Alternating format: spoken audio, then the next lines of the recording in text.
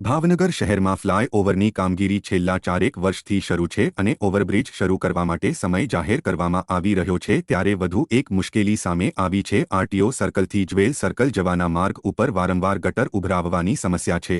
RTO circle નજીક RTO કચેરીની સામેની તરફ આવેલા કોમ્પ્લેક્સની બાજુમાં રસ્તા ઉપર વારંવાર ગટર ઉભરાઈ રહી છે। રજૂઆત કરવા છતાં પણ સમસ્યા હલ નહીં થતાં દુકાનદારો દ્વારા રોષ ઠાલવ્યો છે। જો કે વરસાદ દરમિયાન પાણી પણ ભરાતું હોવાથી લોકોએ આક્રોશ ઠાલવ્યો હતો।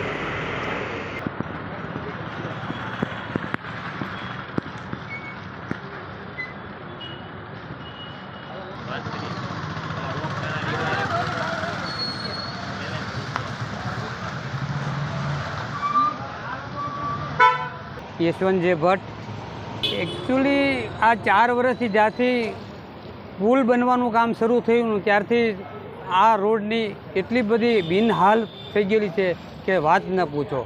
ગંદકી એટલી થાય છે, સાઈડમાં હાલાતું નથી અને હાલવાનો કોઈ રસ્તો રિપેરી કરતા નથી ખાડા પૂરતા અને ગંદકીનું પાણી પણ એટલું જ ગટરનું પાણી નીકળ્યા કરે છે અને વારંવાર ગટર ઉભરાય છે। કહેવા છતાં કોઈ તંત્ર ધ્યાન આપતું નથી। તો આ ગઢેથી વડલાથી જ્વેલ સર્કલ જાતું બાજુ જે પોઝિશન ખરાબ છે તેનું તાત્કાલિક નિવારણ થાય એવી અમારી ઈચ્છા છે।